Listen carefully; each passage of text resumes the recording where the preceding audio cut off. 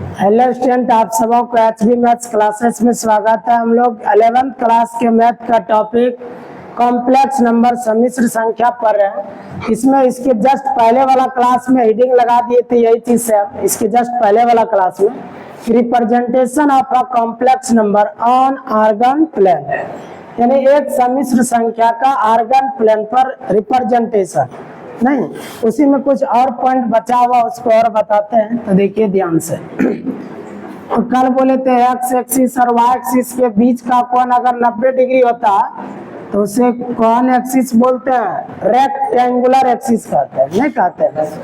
तो हम क्या किए थे, मूल बिंदु से कुछ दूरी पर एक बिंदु मूल बिंदु से x दूरी पर कोई बिंदु L लिया, उसी बिंदु से कुछ y ऊंचाई पर एक दूसरा बिंदु P ले लिया जिसका निर्देशांक x, y है, नहीं है। और इस बिंदु पर कॉम्प्लेक्स नंबर का नाम x प्लस i y है ना। इसको मूल बिंदु से जैसे ही हम लोग मिला देंगे ऐसे, तो इसको हम बोले थे मॉड z, याद है? इसको क्या बोले थे? Mod z। तो मॉड z बराबर root over x square plus y square, ये सब पिछले क्लास में लिखा हुआ है। अब इसमें एक और जानकारी, हमें क्या जानना चाहिए उसको देखिए। जहां तक आप लिखे थे इसमें, उसी के आगे देखिए क्या चीज हमको लिखना है, वो चीज समझते हैं। तो हम लोग क्या करते, देखिए मान लेते हैं सबसे पहले कि माना कि z equal to x plus i y एक क्या है? कॉम्प्लेक्स नंबर है, एक कॉम्प्लेक्स नंबर है। क्या है? कॉम्प्लेक्स नंबर है। अगर z बराबर इतना एक कॉम्प्लेक्स नंबर है तो उसके कंजुगेट को कैसे लिखते हैं जानते हैं ना? इसीलिए z का कंजुगेट क्या होगा? x माइनस आई वाई होगा कि नहीं? अब देखिए आप इसको अगर हम निर्देशांक के रूप में लिखना चाहें, z का कंजुगेट बराबर निर्देशांक बनाना चाहें तो बोले थे वास्तविक भाग को पहले लिखिए, काल्पनिक भाग को बाद में, रियल पार्ट को पहले, इमेजिनरी पार्ट को बाद में। तो आई का गुणांक माइनस वाई है ना, तो माइनस वाई रख दीजिए। क्या नहीं समझे? तो एक्स प्लस में है, वाई माइनस में है। ये बिंदु किस चतुर्थांश में है? किस क्वाड्रेंट में है? अर्थ में है। क्वाड्रेंट भूल गए, याद नहीं है? ये फर्स्ट क्वाड्रेंट होता है, second quadrant, third quadrant, fourth quadrant. इसका चिन्ह प्लस प्लस, इसका minus plus, minus minus, plus minus, सब 10th में भी पढ़े होंगे। इसका मतलब ये वाला बिंदु किस चतुर्थांश में है? चतुर्थ चतुर्थांश में, यानी फोर्थ क्वाड्रेंट में है कि नहीं? तो आप देखिए x का मान तो प्लस में है, तो x का मान प्लस में ये हो गया। अब y चला गया माइनस में, इसका मतलब ये वाला जो ऊंचाई देख रहे सीधा नीचे आ जाएगा, यानी ऐसे आ गया होगा। यानी ये लाइन बिल्कुल सीधा नीचे, जैसे जितना ऊंचाई है उतने ही ऊंचाई का नीचे चलेगा। तो मान लीजिए यही है, और इस बिंदु का नाम Q रख दीजिए, और इसका निर्देशांक क्या होगा? x, minus y. इसको भी यहाँ से अगर मिला दी जाए तो ये भी दूरी तो इसका y होगा, ये वाला। अब माइनस क्यों लिए? क्योंकि x एक्सिस से नीचे है। तो अब इसमें एक चीज जान लीजिए आप, अगर z एक कॉम्प्लेक्स नंबर है और ये z का क्या कंजुगेट है, तब इस बिंदु Q को वास्तविक अक्ष के सापेक्ष P बिंदु का दर्पण प्रतिबिंब कहलाता है, मिरर इमेज कहलाता है। अब वो एक उदाहरण देते हैं। मान लीजिए यहाँ पर एक बिंदु है, एक्स एक्सिस को ही वास्तविक अक्ष कहते हैं, इसके पिछले क्लास में लिखा चुके हैं। एक्स एक्सिस को वास्तविक अक्ष कहते हैं, रियल एक्सिस कहते हैं, और वाई एक्सिस को काल्पनिक अक्ष कहते हैं, इमेजिनरी एक्सिस कहते हैं। पिछले क्लास में बता चुके हैं। अब देखिए तो वास्तविक अक्ष के सापेक्ष, वास्तविक अक्ष के सापेक्ष ये बिंदु Q जो है ये एक क्या मिरर इमेज है, दर्पण प्रतिबिंब है। कैसा प्रतिबिंब बोल रहे हैं? दर्पण प्रतिबिंब है, प्रतिबिंब है यानी मिरर इमेज है, मिरर इमेज। आप देखिए ध्यान दीजिए, बिंदु Q मिरर इमेज है किसका? P का। आप बात बताइए, मान लीजिए कि यही एक मिरर इमेज है, दर्पण पर एक दर्पण है, ये क्या है? दर्पण है, मिरर है। जैसे इसको हम यहाँ पर रखेंगे, एक्स एक्सिस पर रखेंगे यानी वास्तविक अक्ष पर रखेंगे, रियल अक्ष पर जैसे ऐसे रखिएगा ना, देखिए ऐसे रखिएगा तो मन में थोड़ा सा तुलना करिए, कॉमन सेंस लगाइए कि जैसे यहाँ पर इसको रखिएगा ना, ये पलट कर इस पर दिखेगा, नहीं समझ रहा, पलट कर इस पर नहीं दिखेगा। अगर यहाँ आईना है, इसका हम प्रतिबिंब का पता लगाना चाहते हैं, जैसे इसको यहाँ पर रखिएगा आईना को तो पलट कर इस पर नहीं दिखेगा, तो ऐसा ही नहीं दिखेगा, वो ये इसका प्रतिबिंब का काम किया, नहीं समझ। तो ये इसका दर्पण प्रतिबिंब हुआ किसका? बिंदु P का, यानी P बिंदु का ये Q बिंदु क्या है? दर्पण प्रतिबिंब है, मिरर इमेज है। समझे? तो अब इसको लिख भी देते हैं, बायोमेट्रिकली, जियोमेट्रिकली, इसका मतलब ज्यामिति के द्वारा, फिगर को ज्यामिति नहीं बोलते हैं, ज्यामिति के द्वारा क्या पता चला कि बिंदु P का वास्तविक एक्सिस के सापेक्ष बिंदु Q क्या है? दर्पण प्रतिबिंब है यानी मिरर इमेज है। यानी कैसे लिखेंगे इसको? बिंदु P का, P माना x को मवा, बिंदु P का वास्तविक एक्सिस, वास्तविक अक्ष, इसको रियल एक्सिस बोलते हैं। कैसा एक्सिस? Real axis. यानी बिंदु P वास्तविक अक्ष के सापेक्ष, नहीं, बिंदु Q x, -y। देखिए क्या लिख रहा है, बिंदु Q ये वाला x, -y वास्तविक एक्सिस के सापेक्ष बिंदु P का क्या कहलाता है?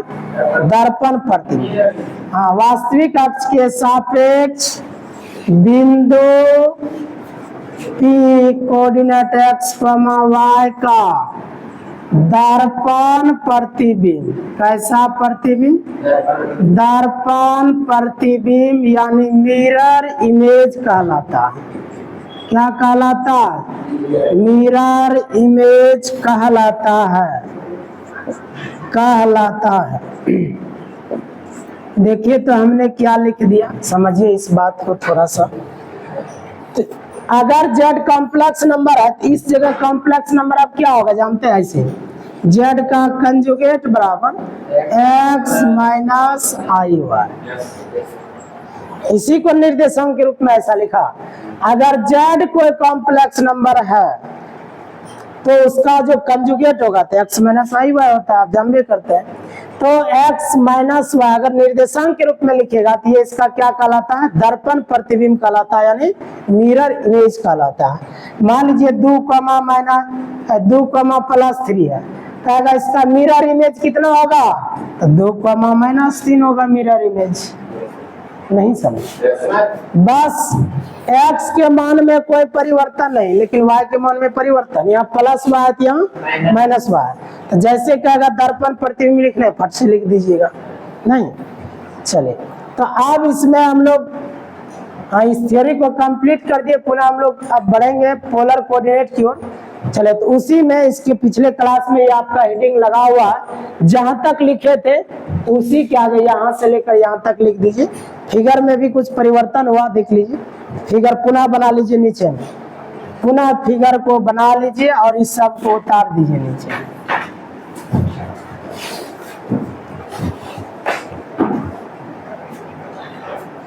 चलिए कि अब हम लोग कुछ नोट में जानकारी को प्राप्त कर लेते हैं। क्या चीज देखिए,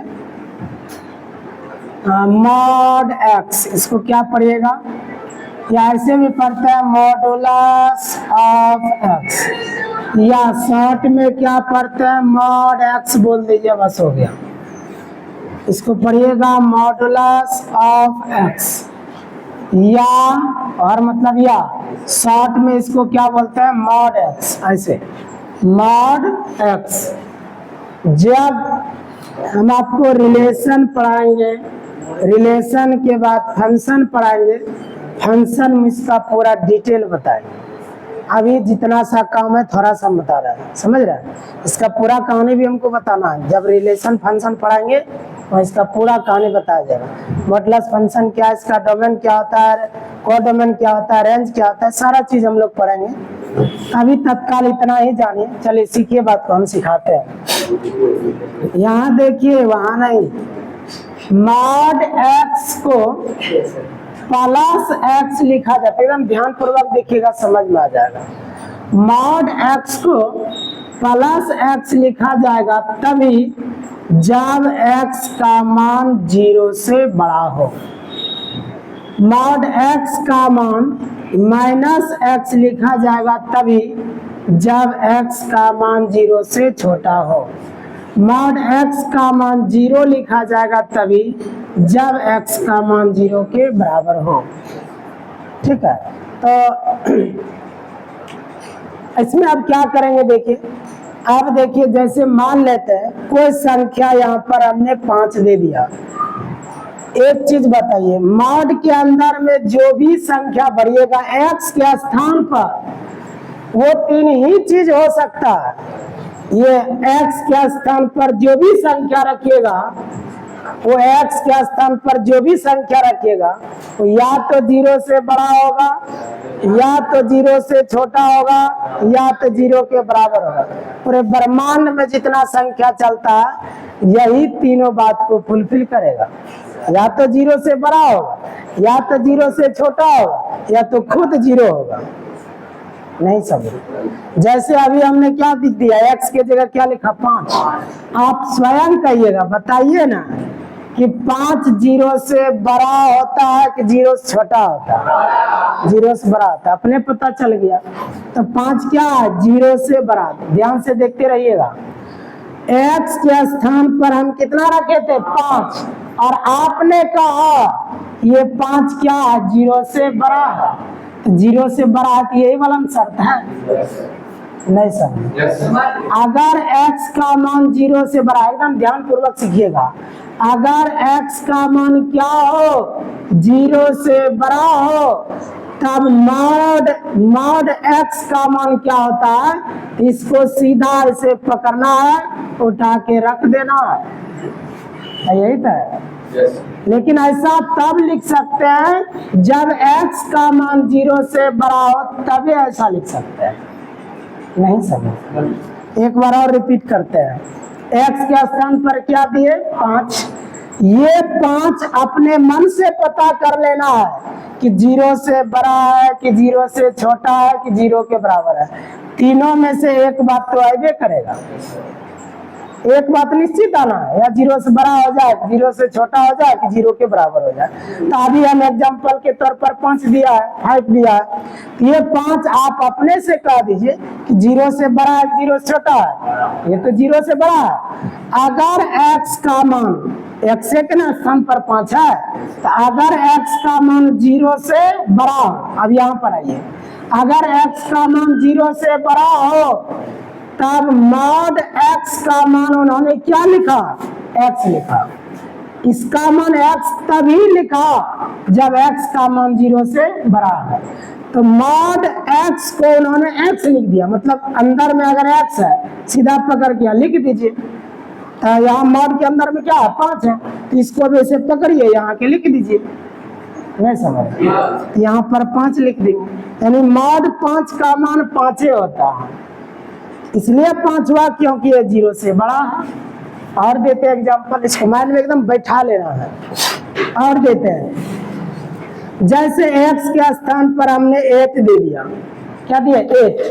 अब ये जो संख्या है या तो 0 से बड़ा होगा, या तो 0 से छोटा होगा, या तो 0 के बराबर होगा। तो बताइए ये 0 से बड़ा है छोटा है? 0 से बड़ा है। फिर से वही बात ना आ गया, अगर x का मान 0 से बड़ा है, अगर x का मान 0 से बड़ा है तो मॉड x का मान सीधा x हो जाएगा, तो मॉड 8 का मान सीधा 8 हो जाएगा। नहीं समझ में? तो आप सीधा याद रख लीजिए ना कि जब जब संख्या 0 से बड़ा होगा तो वही आंसर हो जाएगा। जैसे मॉड 5 का मान 5 हुआ, क्योंकि 0 से बड़ा है तब ना ऐसा होगा। तो ये भी 0 से बड़ा है, तो मॉड 8 का मान 8 हुआ। आप डायरेक्ट बता सकते हैं, जैसे मॉड 10 का मान क्या होगा? 10 ही होगा। प्लस में है तब ऐसा करिएगा, अभी माइनस वाला लेंगे एग्जाम्पल। तो 10 का मॉड क्या होगा? 10। 50 का मॉड क्या होगा? 50। 80 का मॉड क्या होगा? 80।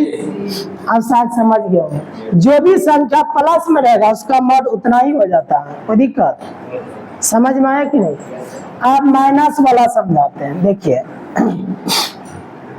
जैसे -3 का मॉड का मान पता करना है, पहला नजर इसी पर रखना है, और 0 से बड़ा है कि छोटा उसी पर ध्यान देना है। तो देखिए आप, मॉड x, x की जगह क्या है? -3। अब बताइए ये जो संख्या है क्या 0 से बड़ा है? क्या 0 से छोटा है? 0 से छोटा है। अपने आप पता चल रहा है ये संख्या क्या है? 0 से छोटा। तो मॉड के अंदर तो अब की बार आपने -3 लिया, तो यहाँ मॉड के अंदर क्या है? x। अगर x का मान, यहाँ देखिए, अगर x का मान 0 से छोटा हो तब मॉड x का मान माइनस पहले लगाइए, और यहाँ जो भी संख्या उठा के यहाँ रख देना है, इसी को उठा के रखना, लेकिन माइनस लगाना पड़ेगा। और माइनस तभी लगाइएगा x के स्थान पर जो भी संख्या हो 0 से छोटा हो, तभी -x लिखिएगा। क्या नहीं समझ? तो देखिए आप, मॉड के अंदर संख्या -3 है तो वो 0 से छोटा है कि नहीं? जैसे 0 से छोटा हो गया तो x के जगह क्या लिखेंगे? -x। तो बताइए ये माइनस पहले से ही फार्मूला वाला होगा।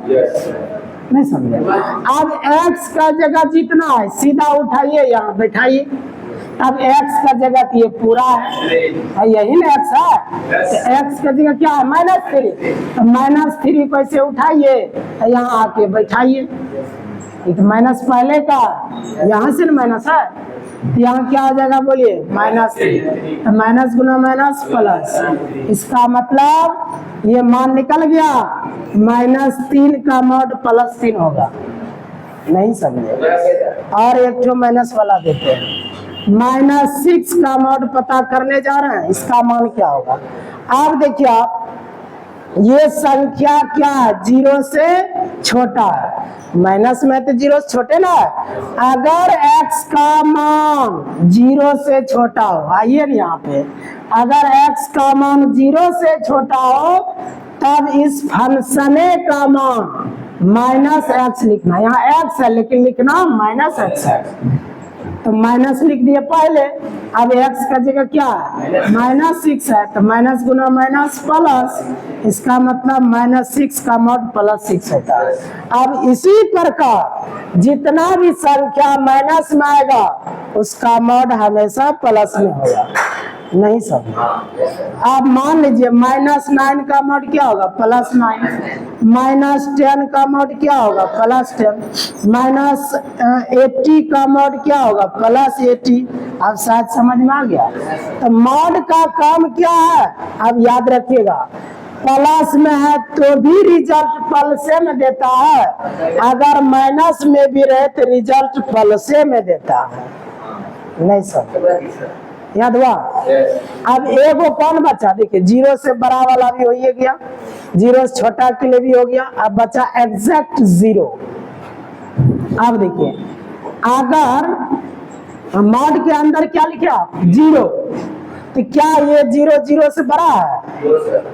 कोई भी संख्या अपने आप से बड़ा कभी नहीं होता। अगर कोई कहता है 0 0 से बड़ा है तो गलती है। 0 0 से बड़ा थोड़ी ना होता। तब क्या 0 0 छोटा होता? नहीं, ये भी गलत है। 0 0 के बराबर भले हो, कोई भी संख्या अपने आप के बराबर होता, अपने आप के बराबर होता, नहीं बुझे? जैसे 10 बराबर 10, सही की गलत? सही है, नहीं समझे? 10 10 के बराबर होगा नहीं करेगा। लेकिन कोई लिख दिया 10 बराबर 100, तो गलत हो जाएगा। आप समझे? तो कोई भी संख्या अपने आप के क्या होता है? बराबर। तो आपने यहाँ पर इस बार क्या लिया? मॉड के अंदर 0, मॉड के अंदर क्या ले लिए? 0। तो 0 किसके बराबर है? 0 का। इसका मतलब यहाँ x का मान 0 रखा, एग्जैक्ट 0 के बराबर है। अगर x का मान 0 के बराबर है, x किसको बोले? मॉड के अंदर ना x है। अगर x के स्थान पर क्या हो? 0 हो, तो मॉड x का मान 0 हो। नहीं सर, अगर मॉड x का मान अगर 0 होती, पूरे का मान क्या होगा? 0। तो मॉड 0 का मान 0 होता है, याद रख लीजिए। अब बरमान में सारा संख्या आ गया, 0 हो गया, मॉड 0 का मान 0 हो गया। अब 0 से बड़ा होगा तो भी प्लस में रिजल्ट है, 0 से छोटा होगा तो भी रिजल्ट प्लस में है। कोई दिक्कत? अब इसका आगे हम यूज करेंगे, इसलिए बता दिए पहले। आइए उसके बाद क्या है, देखिए एक्स्ट्रा जानकारी आप लोगों के लिए, ये 12th में पढ़िएगा, लेकिन यहाँ थोड़ा हम यूज करेंगे, जरूरत है इसका, इसीलिए पूरा डिटेल कहाँ चलेगा? 12th में। इसके बारे में नहीं बोलना, अभी जो लिखेंगे उसके बारे में बात कर रहे हैं। अभी जो हम थ्योरी देने जा रहे हैं वो 12th में पढ़ना है, पूरा डिटेल अभी यूज होगा उसका। तो देखिए क्या यूज होगा, ध्यान दीजिए। tan इनवर्स tan x बराबर x, ये सूत्र है, फार्मूला है। जैसे त्रिकोणमिति में फार्मूला पढ़ते थे ना, उसी तरह सेकेंड ईयर में आएगा सर्कुलर फंक्शन, या इसको बोलते हैं inverse trigonometric function. Inverse trigonometric function, त्रिकोणमितीय फलन है कि नहीं, इनवर्स पढ़ते हैं इसको। यानी tan इनवर्स tan x रहेगा तो बराबर x। इस सारे के लिए वैलिड होता है, छबों के लिए। जैसे मान लीजिए, लेकिन यहाँ 10 है तो यहाँ भी 10 होना चाहिए। अगर यहाँ साइन है तब साइन इनवर्स साइन x से होना चाहिए, तो इसका फार्मूला x हो जाएगा। हालांकि एक के ठो का यूज होगा, केवल इसी का यूज करेंगे, बाकी का नहीं। आप चाहे तो लिखने के लिए लिख सकते हैं। कोस का अगर लिखना चाहे क्या लिखिएगा? कोस इनवर्स कोस x बराबर x, sec inverse sec x बराबर x, cosec inverse cosec x बराबर x। समझे? फिर कोट इनवर्स कोट x बराबर x। क्या नहीं सब याद हो गया होगा? पढ़ना हम लोग को 12th में, सेकेंड ईयर में पढ़ना है। समझे? यहाँ एक लाइन केवल ये वाला यूज करेंगे, इसलिए बता दिए। अब जैसे देखिए, अब इसका एग्जांपल देखिए यूज कैसे करेंगे। यहाँ देखिए, यूज करने के लिए सीखिए tan इनवर्स, जैसे tan π/3, ये सब जानते हैं। π/3 मतलब कितना डिग्री हुआ? पता नहीं, 10वां में नहीं पढ़े, 10 क्लास में नहीं पढ़े थे, कोई बात नहीं, धैर्य रखिए, सारा चीज सिखा जाएगा। जब यहाँ पर त्रिकोणमिति पढ़ाएंगे तो वहाँ इसका डिटेल पढ़ा देंगे। आइए देखिए आप, तो अभी तत्काल जान लीजिए, केवल सुना देते हैं, सीख भी लीजिएगा। पाई का मतलब यहाँ 180 डिग्री समझना, बटे 3, यही याद रखिएगा। पाई मतलब कितना डिग्री? 180 डिग्री। अभी नहीं पूछना है कौन है क्या नहीं है, बोले जब त्रिकोणमिति पढ़ेंगे तो पूरा डिटेल इसके बारे में बता देंगे। रेडियन क्या होता है, स्टेरेडियन क्या होता है, समझ में सारा बात बताया जाएगा। तो आप देखिए यहाँ पर पाई, जहाँ पाई की जगह क्या रखना है? 180 डिग्री, बटे 3 है, 3 से कटाइए, यानी 60 डिग्री हुआ। नहीं हुआ, ये 60 डिग्री लिखा हुआ। π/3 तो यहाँ लिखा हुआ। π/3 मतलब क्या डिग्री है? 60 डिग्री। ये डिग्री में है और ये रेडियन में है, यही अंतर है। कौन का माप है? ये डिग्री में है और ये रेडियन में। पाई के पदम अगर हो गया तो रेडियन, और पाई के पदम नहीं है तो डिग्री। है सब, ठिकरी नहीं डिग्री। चलो देखिए, आप फार्मूला देखिए तो बन गया tan, यहाँ देखिए, यहाँ देखिए tan इनवर्स tan x बराबर x, x के जगह जो उसी को बाहर कर देंगे तो tan inverse tan x, x के जगह क्या है π/3, π/3 बाहर हो जाएगा। लेकिन इसमें भी शर्त है, वो अभी सीखना नहीं है, सेकेंड ईयर में सिखाएंगे। इसमें प्रश्न आएगा, बहुत सारा बात आएगा, इसमें रेंज याद रखना पड़ता है, रेंज से बाहर चला जाएगा तो फिर वो प्रॉब्लम है। तभी रेंज में आपको जाना नहीं है। दुनिया का जितना भी सवाल आएगा अभी सब रेंज में ही आता है, इसलिए आपको एक्स्ट्रा कुछ नहीं सोचना है, जैसे आया सीधा ये फार्मूला लगा देना। तो सेकेंड ईयर में ओरिजिनल ज्ञान होगा इसका, रेंज भी याद रखना पड़ेगा। हालांकि इसका रेंज होता है -π/2 से +π/2, ये सब अभी नहीं सीखना आपको। चलो ये देखिए, जैसे देखिए आप tan इनवर्स tan π/6, अब फिर ये क्या डिग्री हुआ π/6। देखिए π माने 180, 6 से भाग करिए ना, 6×18, इसका मतलब ये 30 डिग्री है। नहीं समझे आप, देखिए फिर फार्मूला लगेगा नहीं वाला, tan इनवर्स tan x बराबर x, tan inverse tan x बराबर x, x के जगह क्या हो गया π/6, ये आंसर हो जाएगा। इसका हमें यूज बताइए, यूज कैसे करते, उपयोग कैसे करते, ये फार्मूला याद रखिएगा। सेकेंड ईयर का 12वीं क्लास का ये फार्मूला है, इसको याद कर लेंगे। केवल एक ही तो का काम पड़ेगा tan वाला, बाकी का नहीं पड़ेगा। एक साथ लिख लिए कैसे याद हो जाएगा, हल्का तो ये नहीं याद हो जाएगा, समझे इसको। चले तो यहाँ से आप फट से स्क्रीनशॉट लीजिए, पुनः हम लोग अगले क्लास में मिलते हैं। चलिए तो आज के लिए इतना है, पुनः हम लोग अगले क्लास में मिलते हैं, इसका स्क्रीनशॉट ले लीजिए।